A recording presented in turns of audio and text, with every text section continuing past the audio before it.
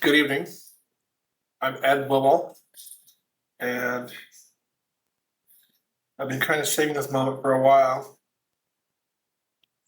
hoping for some sort of miraculous divine intervention that will give me some super clarity and blah, blah, blah, blah, blah. Anyway, I was hoping for something profound to say, but there's nothing really profound to say. A month ago, I lost my best friend and partner, Travis Hitchcock. He died in my arms of a massive heart attack. Unexpected. We had made plans for my demise, but we never planned on him actually dying first.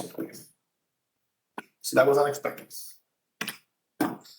So as if life couldn't get worse for me and for my dogs, I was served a notice by my apartment complex with a 30-day pay or vacate, and there's no money left from Travis, and there's no way of me paying. So that was what, 2.5 weeks ago, almost 3 weeks ago. I'm not angry at the apartment complex for it because they're entitled to their money, and that's fine. So I've been making plans to find other possibilities, and for the most part, possibilities don't exist. There is not a safety net for people who are sick like me and were relying on their friends or their partners to take care of them and to provide a basic life functions like living. So again, not mad, but just as I was starting to get things figured out, last week, my best friend in the world, my boy, Isaac, died in my arms. He had a stroke a couple of days earlier. He couldn't walk, couldn't eat. So there's no recovery from that.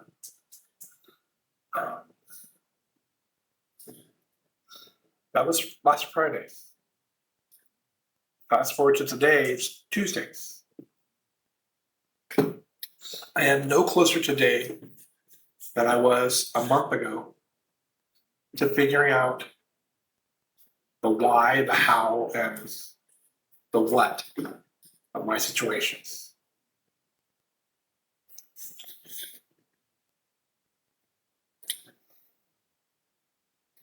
I keep trying to find a cause or something that I can do to keep me busy and to help me make sense of what's going on.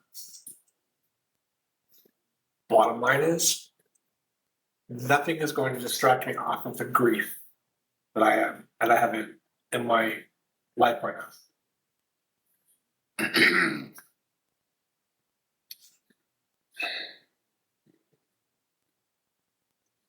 I've spent a lot of time crying and a lot of time thinking. And none of it makes any sense. I keep trying to fill the hole in my life that has occurred with the loss between Travis and Isaac. And, I've tried sleeping all the time. I've tried not sleeping. I've tried going for long drives. Tried sitting down, just watching TV, vegging out.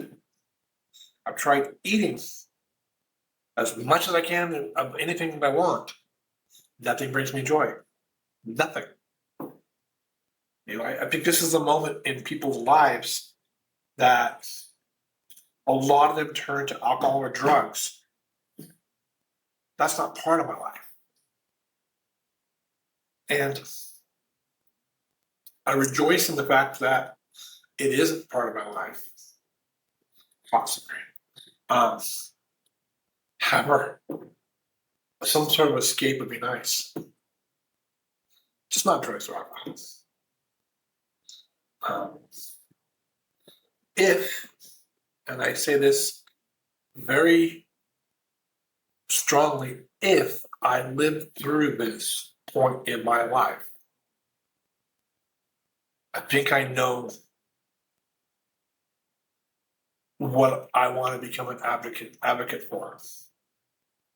And that is an advocate for helping people like me in my situation who've lost their living situation, lost their best friend, lost their partner in life. Their health is really bad. And they just need a little bit of hope. Hope. And,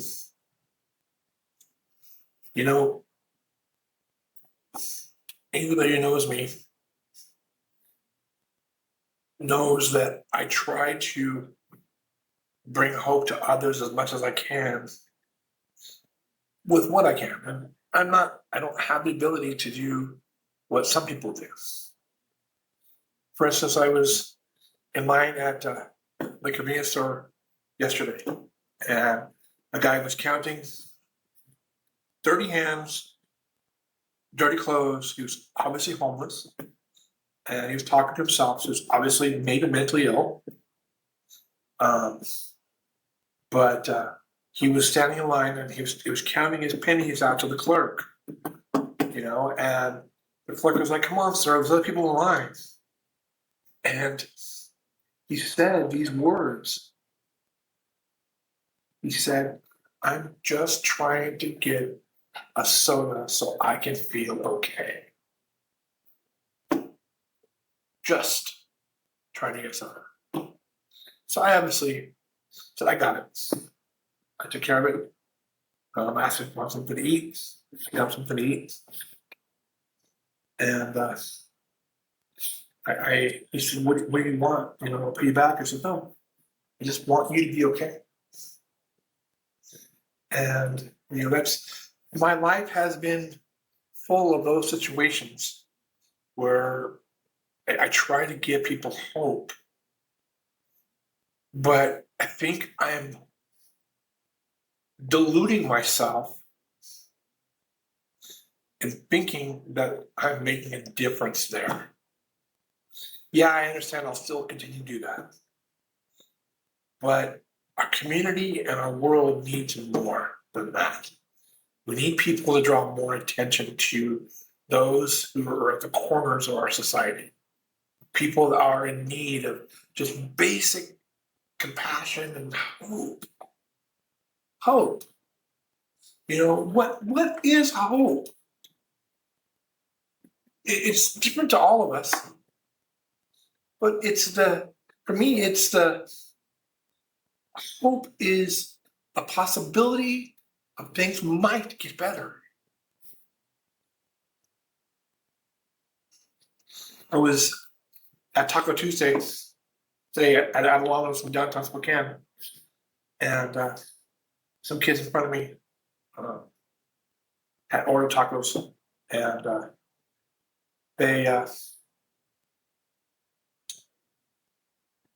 their card wouldn't work. And I overheard him tell his girlfriend, it's like, "Well, we're putting money on them right now. It just probably hasn't loaded yet. So we're gonna have to go to the back of the line and wait for it to update to our account, and then we'll be okay, and then we'll be able to get something to eat." Get something to eat. And she said, "But I'm hungry right now." And she didn't say it, and he didn't say it in a way that it was asking for somebody to step in and save them and give them hope. It was that their lives were such that they were holding on that moment in time where the money hits their account and they can actually get a taco so they can get something to eat. So I did what, most of us would do. I said, I got it. So I paid for it.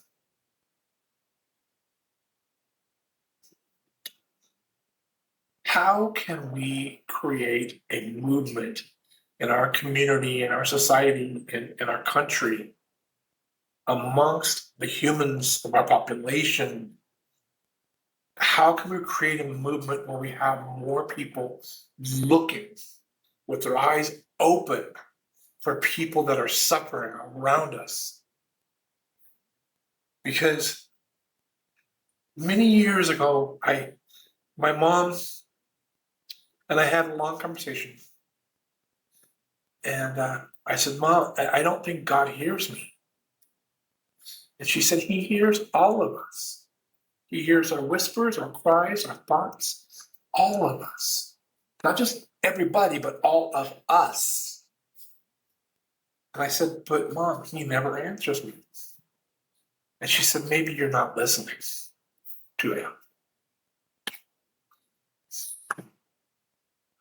And I said, "How do I get to hear God? How do I get to know, God?" I had already accepted Jesus into my heart, and it was like, but things weren't right for me. And she said, "Ed," and this is very, very poignant for me, and I don't know, my friends who are more biblical than me may say this is BS, or maybe the wrong terminology. I don't know. But she said, "Ed, pray that God gives you the power of discernment." Discernment. What is discernment? I asked her that question. What's discernment? Discernment. And she said, ask that God gives you the ability to see things in people and situations around you, that you can see the truth, the real truth. And he will show you that truth automatically. And she said, that will create something inside of you that you will always see people for who they are, and for their suffering and for their needs. And she said, the only thing is this. She said, don't pray for that and don't ask for that unless you're willing to do his work and to do his bidding, per se. I just kind of like, okay. Whatever. She said, but do it. So I did. I prayed and I really asked God for the power of discernment. And nothing changed. Nothing changed for quite a while. But now, when I see people in need, and I can look across a crowded room full of people, and I see people that are in need, I want to go help them. So I try to.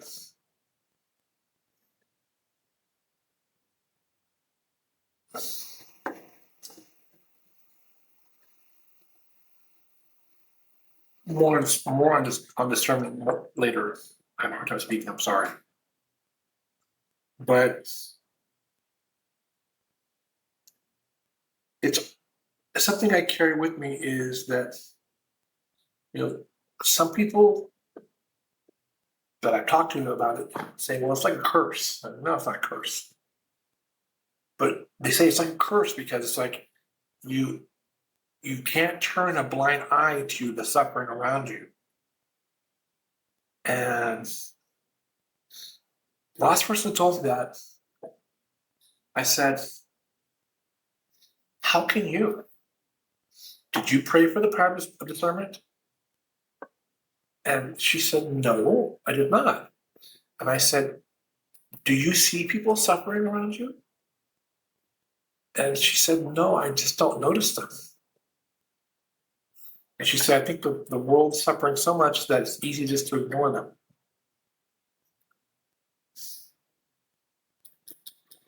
Ignore them. That launched me into one of my long conversations that I had with her. And I said, if we've come to a point in our lives and our society and our timelines that we can categorize people that are suffering around us as them, they are them, or whatever we want to call them. And we're failing in a major way. And so I asked her, I said, will you open your eyes? She was offended a little bit, but I said again, will you please open your eyes? Because if there's suffering around us, I believe God demands of us as Christians to help those who are in need. What would Jesus do if he were here today, walking amongst us in physical form? What would he say about us not noticing them, not helping them? He would definitely talk to us about it. And I'm here to talk to you about it today. We need to all, it's going to be harsh, we all need to wake the fuck up. Seriously. How can we turn a blind eye to children that are going hungry, people that are going hungry, or people that are homeless? I can use ChatGPT to answer that. That's my phone. Sorry. How can we just sleep at night when there's people out on the streets who are just trying to get a drink of water or a soda or something to eat, let alone trying to cover up with a blanket? It's going to be cold here in Spokane soon. We're going to have snow on the ground.